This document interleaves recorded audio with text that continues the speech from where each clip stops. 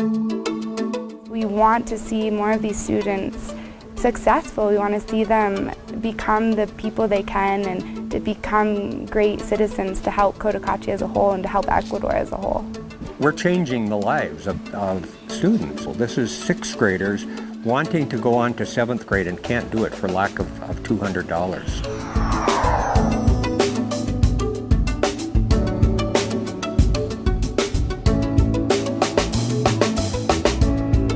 Nestled in the north-central Andes Mountains of Ecuador, the charming town of Cotacachi is becoming a shining example of what can be accomplished when expats and Ecuadorians join forces to help their community. Cotacachi is surrounded by 45 indigenous villages. Mostly farmers and day laborers, these native Ecuadorians on average make less than $15 a day. Just keeping a roof over their heads can be a struggle, let alone being able to pay for their children's education. You know, we come from a country where the taxes are $2,000, $3,000, $4,000 a year, and that taxes goes to support the schools. Here, property taxes are $50 to $75 a year, and none of that money goes to the schools. As an expat living in Ecuador, I understood that the educational system was free for students through 12th grade. As I came to find out, however, it's much more complicated than that for the children of these villages. After children complete 6th grade at their local elementary school, the families face a series of potentially insurmountable financial obstacles. Once they get to high school, they go to Otavalo, Cotacachi, Ibarra, and so they need bus money, they need uniforms, they need materials, there's matriculation costs. And it all adds up, and it's too much because, some of these families are barely making it to put food on the table every day. These expenses add up to around $300 per school year per child. It may not sound like a lot to us, but this can represent as much as a month's income for a lot of the families. It is just the most heartwarming thing I've done since we've been in Cotacachi. The moment that I heard how few children get to go to high school and all the difficulties they have just in raising $300. Only about 8% of our kids in Cotacachi graduate from high school. How sad to have these bright students who have dreams and passions and to have to say, you're done with elementary school, that's it. This is where the Union of Farmers and Indigenous Organizations of Cotacachi comes in. Simply known as UNERCOC, this local organization's goal is to help promote conservation and agricultural biodiversity in the indigenous communities. To help educate Cotacachi's next generation, UNERCOC established ASEIC, the Association of Environmental Educators of Cotacachi.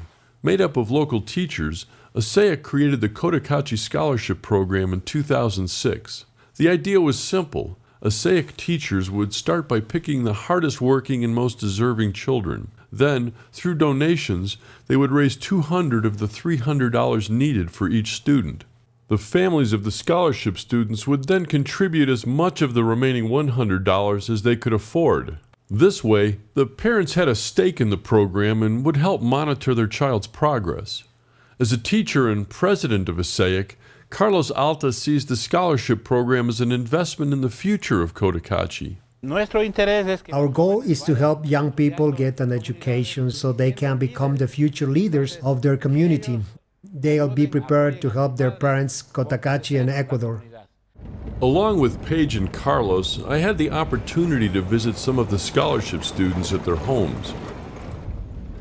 While I was first struck by the basic conditions in which they live, I was amazed at how bright these kids are and how excited they were about being able to go to high school.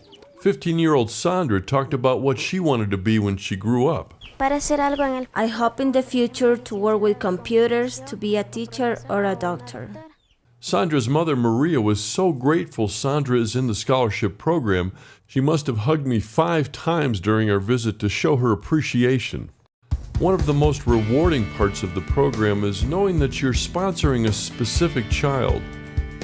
At recent scholarship program meetings, donors, students, and their parents were brought together and were actually able to meet for the first time.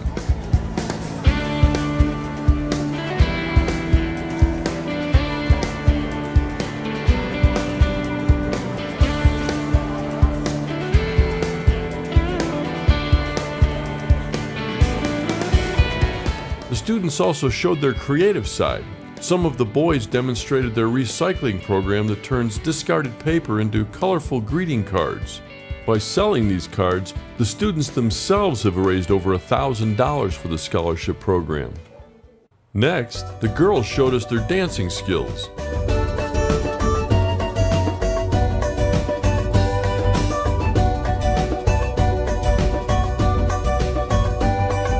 It was all very inspiring.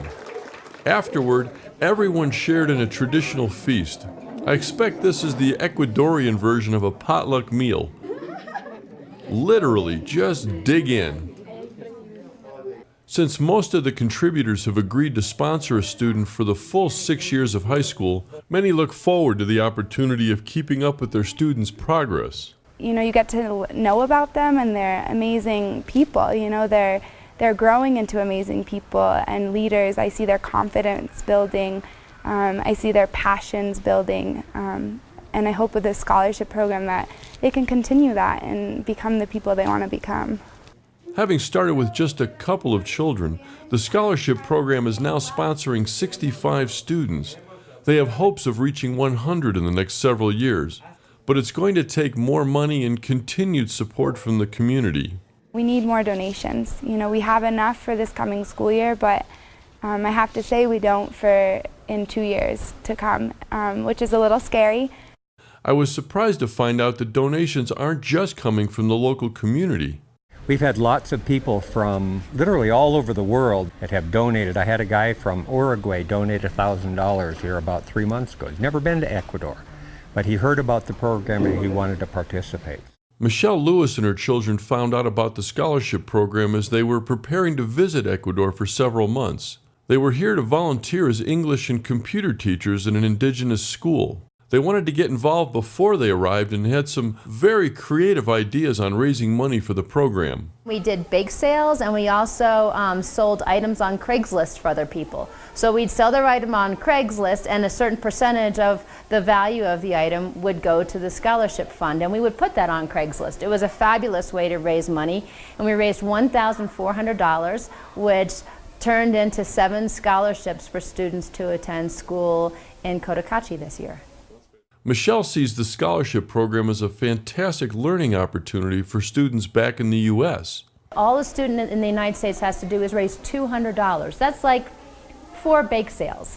And they can send a student in Ecuador to high school for a year. It really helps students understand that it's not the same all over the world, and that education is not free and available all over the world. Having been involved with the program since it started, Gary and Linda are extremely passionate about its objectives. It's more than just a high school scholarship program, it's a leadership program. They're picking the best and the brightest from all of the schools around here. They're teaching them about ecology, they're teaching them about intercultural relations, they're teaching them about their culture and their heritage, and it's just so important that we support this program in every way we can. One of the benefits of living in Ecuador is seeing firsthand how it embodies the meaning of the expression, one person can make a difference. Without this scholarship program, these children will have little chance to get an education. By donating $200 to the Cotacachi Scholarship Program, you will literally be changing the life of a child and their family forever.